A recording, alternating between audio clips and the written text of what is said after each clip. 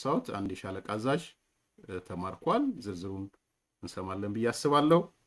141 የታጣቂው አመራሮች ተማርከዋል። 777 ተገለዋል። 703 ቆስለዋል። በተሽከርካሪ ደረጃ ወደ ኡራል 2 ፓትሮል 2 ጄኔሬተር 2 ድገምልን። ድምጽ ስለሆነ እኮ ወደ ኋላ ሄዳችሁ መስማት ትችላላችሁ። የድምጽ ስለሆነ ወደ ኋላ ሄዳችሁ መስማት ትችላላችሁ። ግን ኦኬ በሸረሪና ግንባር የተገኙ ውጤቶች ዙ 23 3 በፓትሮል የተጫነ 107 ሮኬት 1 ኮርኔት 2 ሞርታር 120 1 ሞርታር 82 1 ድሽቃ 9 የድሽቃ እግር 1 አርፒጂ 6 ብሬን 54 ክላሽ 157 ሬዲዮ 8 ተሽከርካሪ ኦራል 2 ፓትሮል 2 ጄኔሬተር 2 የሰው ኃይል በተመለከተ የተማረከ አንድ ሻለቃ አዛዥ የተማረኩ ሌሎች 141 የታጣቂው የተለያዩ አመራሮች የተገደሉ 777 አካባቢ የቆሰሉ ወደ 703 አካባቢ እንዲሁም የተለያዩ ማቴሪያሎችና የጥይት ዲፖዎች ተማርከዋል። ዝርዝሩን እንግዲህ በቅርብ የምትሳዳምጡት ይሆናል። አዲስ ኮምፓስ ቲፕ ሊያደርጋችሁ ብሎ በማሰብ ነው። አዝናለሁ በጣም እንዲህ አይነት ዜና እንዲህ አይነት መረጃዎች ምንሰራበት በመሆኑ በጣም ነው ፊልም አድርገው። በነገራችን እንዲህ አይነት ቲቪተኛ ቡድን፣ ለህዝብ ማያስብ ቡድን ለጥቂቶች ተብሎ ይሄ ሁሉ ወጣት ሲረግፍ፣ አብዛኛው ወጣት 700 ምናምን ዝም ብሎ አይደለም፣ የሰው ልጅ ነው። 700 ቤተሰብ ያሳደገው ተስፋ ሊጫርባቸው የሚችሉ ልጆች ናቸው። ቁጥር አይደለም። ኢትስ ኖት ኤ ነምበር ወንድ ሰው ነው። እና በዚህ ደረጃ ለነሱ አደገኛ ህልማቸው ናቸው። የጦርነቱ ኳሊቲ እና ምናምን አላቅም። እንዳልኩት የሚሊቴሪ ዘጋቢ አይደለሁም እኔ፣ መረጃዎቹን ግን ሰጥቻችኋለሁ። ከዛ በኋላ እናንተ ሚሊቴሪ ዘጋቢ ያለ ምን አይነት መሳሪያ ነው፣ ኦልድ ነው፣ አዲስ ነው፣ ምንድን ነው የሚለውን እየተነጋገራችሁበት ቀዩ። ግን ቢያንስ አንድ የሻለቃ አዛዥ ተማርኳል። ቅድም የጠቀስኩት የታጣቂው አመራሮች ተማርከዋል። የሞቱትን ሰዎችም ሰምታችኋል። እና ለምን ዋይ እኔ ዶክተር አብርሃም ያነሳውን ጥያቄ ነው የምጠይቀው። ለማን ነው የሚሞተው? ለማን? እድሜያቸው ላረጀ፣ አንድ ሐሙስ ለቀራቸው፣ አንድ ሐሙስ ለቀራቸው። እሱ አንድ አርብ ስላለው አንድ ሐሙስ ልበለው እኔ እንደውም ወደ ዝቅ አድርጌ 24 ሰዓትም አይጨመርም። ለእነዚህ ሰዎች ነው የሚሞተው? ክሪሚናል ኢንተርፕራይዝ ለሆነ የወንጀል መጠራቀሚያ ለሆኑ ግለሰቦች ነው የሚሞተው? ለማን ነው የሚሞተው? እነዚህ አይሞቱም እኮ። ያው ደብረጽዮን ኤርትራ ሄዳር ይመጣል አይመጣም ሌላ ጉዳይ ነው። ነገ ከነገ ወዲያ በጀነራል ባጫ እንዳነሳው ነገሮች ወደ ሙሉ ጦርነት ከተገባ ሰብስበው አስመራ ነው የሚሄዱት ወይ ሰብስበው ሌላ ቦታ ነው የሚሄዱት። ልንገራችሁ። ስለዚህ በዚህ ደረጃ የሚታይ እጅግ እጅግ አሳዛኝ ነገር ነው። ይሄ እያዘንን የምንዘግበው ኧረ ጎራው እያለን እየጨፈርን፣ እኔ ፐርሰናሊ እንደዛ የምዘግበው አይደለም። እሳይ ስለት የሰመረ ሰምታችኋል። እነ ጭራ ቀረሽ እነ አዲሱ ድመት መጣልን ጦርነት ደብረጽዮን ጾታ ተጠቅሶ እንዲሆነ እንዲህ አይነት ጾታ ሆነ፣ በፊት እንዲህ አይነት ነበረ እየተባለ አሁን ደግሞ ልክ ሲመቱ በድሮን ተጨፈጨፍን በምናምን አለን። ይቀጥላል ደግሞ አሁን እንዴት በእግረኛ አይመጡብንም? በእግረኛ ቢመጡብን ኖሮ አይችሉንም ነበር። እኔ ወንድም ዘመኑ ተቀይሯል። በጣም በጣም ተቀይሯል ዘመኑ። ስለዚህ በዚህ ደረጃ ነው ያለው። ትንሽ እንደ ማጠቃለያ ለማንሳት አንዳንድ ግብረ መልሶች አይቻለሁ። ከዛ በኋላ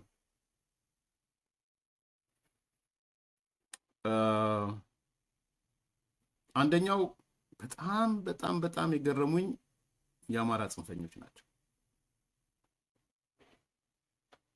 እኔ መቼም እንደ አማራ ጽንፈኛ በተለይ ሚዲያውን እንደተቆጣጠረ አካል ይሄ አእምሮውን ተቆርጦ ባዶ ቅል የሆነ አላየውም። ሚዲያውን የተቆጣጠረ የአማራ ጽንፈኛ ማለት ነው። ወይም ደግሞ በቃ በደም የሰከሩ ደም ያሰክራል ሲባል እሰማለሁ። እኔ ያለ ብዙ አላውቀውም፣ ግን ይሄ በደምና በምናምን የሰከሩ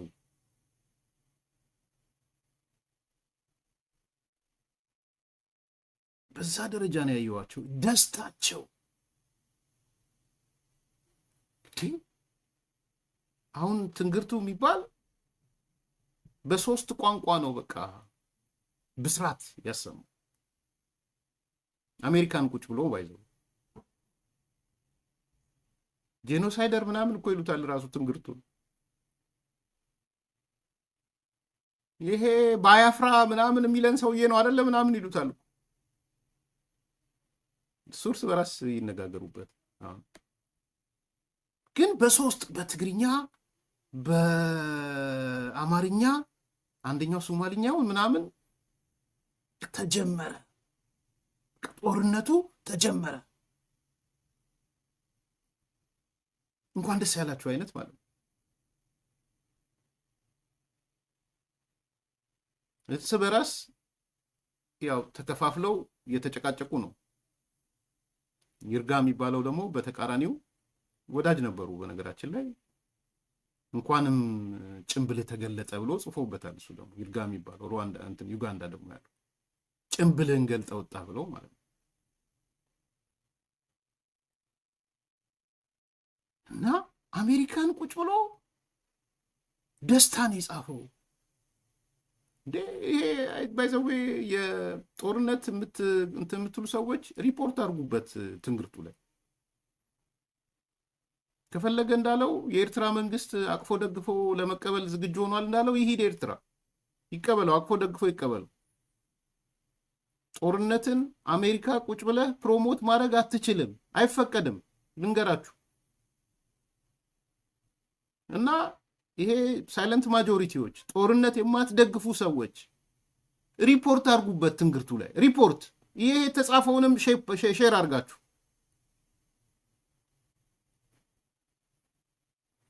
ግለሰቡ ለውጥ ስለሚያመጣ ምናምን አይደለም፣ ጅራሬ ስላለውም ነው ጭምር።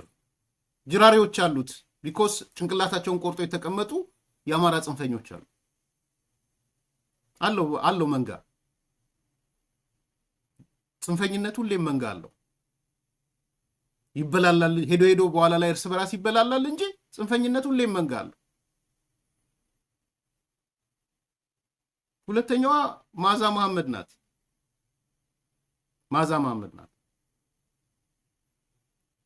እኔ እውነቴን ነው የምለው፣ እሷም አሜሪካ ቁጭ ብላ በዚህ መጠን እንዴት እንደዚህ ልትሆን እንደተቻለች አላውቅም።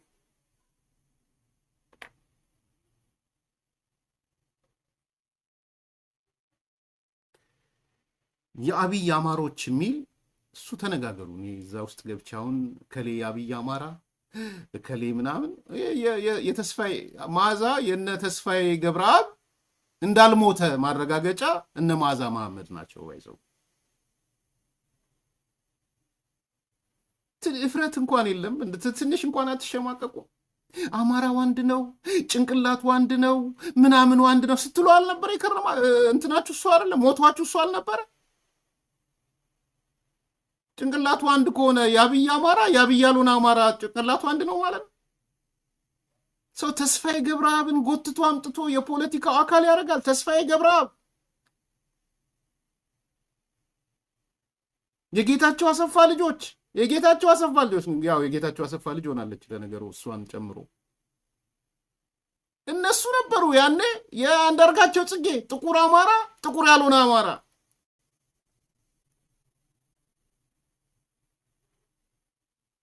የምትወስዱት ራሱ የምትወርሷቸው ነገሮች ቆይ እስቲ ይሄን አማራውን አንድ ያደርጋል ብላችሁ እንኳን አትጠይቁም። የአብይ አማሮች፣ የአብይ ያልሆኑ አማሮች፣ ጥቁር አማሮች፣ ጥቁር ያልሆኑ አማሮች፣ ሆዳም አማሮች፣ ሆዳም ያልሆኑ አማሮች። በቃ ዲፈረንሺየት የምትደራረጉት በዛ ነው። የቱ ጋ ነው ጭንቅላት? አንገቱ አንድ ነው፣ አንገቱ አንድ ነው መሰለኝ የሚሉት። አንገታችሁ የቱ ጋ ነው አንድ የሆነው? የአብይ አማሮች፣ የአብይ አማሮች የዚህ ጌታቸው አሰፋ ልጆች በመጽሐፋቸውም በእያንዳንዱ ቀን የሚናገሩት ማለት ነው። ሰው ጥሩ ነገር ይወርሳል እንጂ አሁን ከፋፈሉን ልትሉ ነው?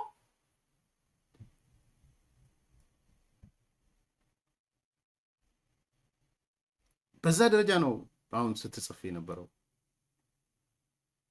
አንዳርጋቸው ነው በመጽሐፉ ላይ ተስፋዬ ገብረአብን ጠርቶት እስቲ አማራን ክፈልና ንገረኝ ሲለው ጥቁር አማራና ጥቁር ያልሆነ አማራ። እሱ ደግሞ መጣና አይ እኔ እንኳን ማለት የምፈልገው እንዲህ አይነት አማራና እንዲህ አይነት አማራ ነው ብሎ ጻፈ። እሱ ደግሞ ራሱ ተስፋዬ ገብረአብ